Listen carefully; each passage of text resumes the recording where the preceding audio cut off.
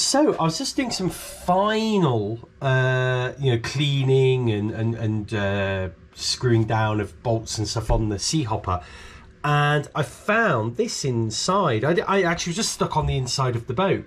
It's an old Environment Agency pass to use the rivers here in the UK. Probably the Thames, because I think the guy prior to me used it on the River Thames a few times down in London.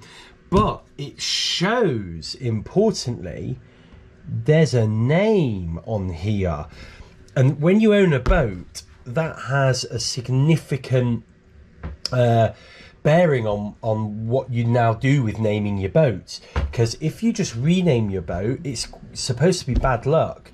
And I don't want any bad luck on the water, especially if I take my little girl out on the boat. So we've got two choices here. Either we just call the boat Piglett 2. So the good thing about that is that my sailing dinghy, my mirror dinghy, is actually called Black Pig, and that's actually named after the Captain Pugwash pirate ship, which was a really popular children's program when I was a child. Actually, I didn't name it that. The guy that I bought it off was a similar age to me, and he named it that. So I'm very happy with that name. So this would fall in line with that being called Piglett. But then the bad news is that I've already sat down with my daughter and decided on a name, Little Bear, for the boat. So I've either got to convince her to keep this name, or I've got to do the renaming ceremony, which might be quite fun to do.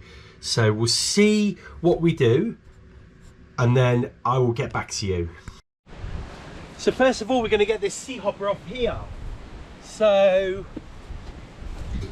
you can see I've made this custom built little rod, which has only got screws in it at the moment, but you can use the little T-track bars that come with the 2-lay racks. That I just made out of aluminium bar I bought from B&Q. That's a little bit of a water pipe, and this creates a little roller. So the Seahopper, this is the Condor, which is the largest of the Seahoppers. I'm just going to try and unknot this while I'm talking. And I think it weighs about 35 kilos, so it's light as far as the boat goes, but it's a little bit heavy to handle on your own. So especially getting it on a roof rack, I did find that I couldn't quite get it on the roof rack myself without leaning it on the car somehow and scratching that. And this is just a car. It's got quite a curved profile. You see, it's not flat, so I couldn't lean it up and do it. So I've created this let me just move this. Oh, it's just on there. I've created this like makeshift roller, and then all I do is I undo these straps, and then I get the boat onto the roller. So I'm going to show you how I do that right now. And I'll just literally swing it and lift it onto the roller like that, and then roll it down, and then I can pick the boat up and get it onto its wheel just like that. I was going to do a video of me putting that together, but there's too many people passing here, and it's just not worth it. It took me about no more than 5 minutes to snap everything down together, and it's quite a rigid little boat. Here's the oars with the oar sleeves. I'll put the paddle in here so we can at least give that a go, see if it works well. And then we're going to put the outboard on, and we're going to go for a little test run. So first things first, we just got to check it's not got any leaks. So I might just chuck it in now before we put anything else on, and we'll do that, and we'll see if it floats. It'd be good if it did, because I've put hours of work painting the bottom of the thing. So I'm hoping it's going to be fine.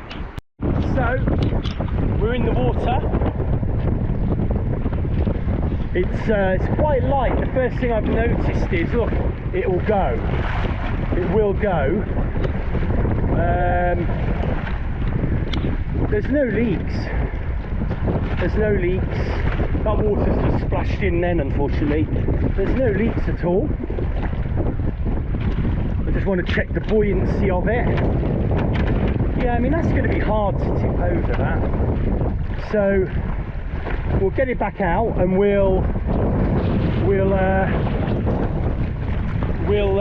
get the motor on.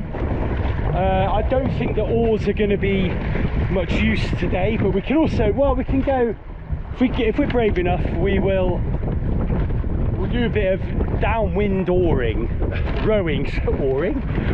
oh crazy, downwind rowing, and we'll see. There's a lot of guys, I've just spoke to a few guys from the club who have said they're not going to sail, it's too windy, and it was way windier this morning, so maybe I was a bit overzealous sailing. You know, someone's made a comment saying when the windsurfers are out, like that one, the sailors should go home. I don't know.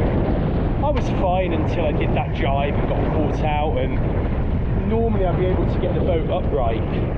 Today, just couldn't do it, so I'll do a video on that later. So, it's looking good. Let's get the boat out, let's get everything ready. It's been one hell of a day. Woo. I'm knackered from the capsizing. So we are giving the Seahopper its sea trial, Piglett 2 as it's currently called. So we've just done the waterproof test. We're now going to stick it in the water. It definitely seems like it's calmed down a little bit. There may be famous last words. And we're going to see if we can have a little pootle around here in the shallows, and then we'll see where we go from there. I don't want to push it too much. I don't want to end up in the water capsized with this again. We'll see how we go. We'll see how we go. So we are on the Seahopper, and I mean, it's totally okay. It's a little bit windy though, so it's not ideal. I forgot my tiller extension handle, which is annoying, so I'm having to really stretch with a tiller. I think it's better if I sit in the middle here. I wouldn't want to pound the boat too much like this, if I'm being honest. So we'll stay as close to the shore as we can. So we're doing, I think that's 600 watts, and we're not getting very far. See here, it's quite rough. I mean, today is really rough. By inshore standards, I've just been talking to a couple of guys from the club, and they were saying, you know, inshore waters, this is rough. This is quite tough water. A lot of people would not go out in this, but we got to go out in this because we came so far.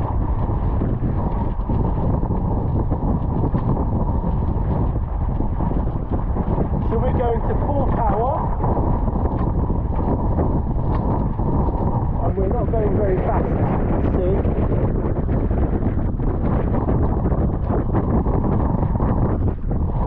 I'm going to check my phone to see what sort of speed we get. But when the waves die down a little bit, it's a really pleasant little ride. But now we've got these big ones here. Oh. Whoa! If it's holding up, I'd be, I don't know, I'm wary that we don't have much in the way of buoyancy, and I don't want to get myself into trouble for the second time of the day.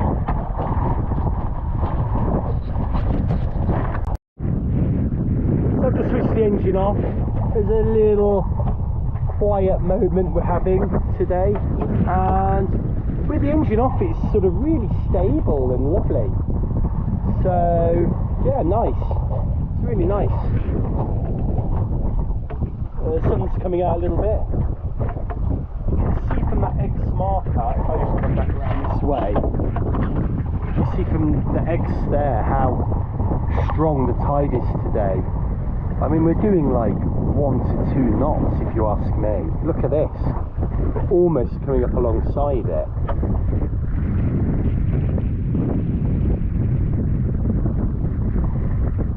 Doesn't seem to like this engine so much. You can hear the propeller. I think the propeller's cavitating. Maybe it's at the wrong angle. It needs to be at a slightly different pitch, which I can do. I can alter, but I think we're going to have a little bit of fun for an hour. I think we're going to pack up, call it a day, because you know the weather today has been pretty crazy. You can see, look already, look, and we're in a lake. We're not in a river, we're not in the sea, we're in a lake, and we've got, you know, a tide, a current there of 1 or 2 knots. I had the engine on at full power going into the water then, and we were, you know, we weren't making great progress. I like the way it sits with its back to the waves. It's nice. That is nice. I wonder if we could put it to the front, see if it does the same. So the answer to that is no. Look at these waves. I mean, some of these waves are 2 feet in a lake. Look at this. They're breaking. We've got white caps. I don't know if that really gives you any justice to the waves. I don't see them there. So the boat, it's a typical boat really. You know, if you lean to one side, it's going to capsize or want to. I don't want to test it in this water today. We can test how it capsizes on a calmer day. But what I do like about it is it will sit with its back to the water and it will just drift like this, which is pretty nice. I just turned it round to face into water and immediately turned it back round. This is where it wants to be, that's quite nice. Whoa, there's some big waves. Look at this. So, pretty happy. A few creaks and groans, but now I'm sat on the seat here, there's less creaks and groans. I mean, it's a nice little boat to go for boating on. So I'm going to just try and motor back because we are literally floating, we're drifting to the end of the lake.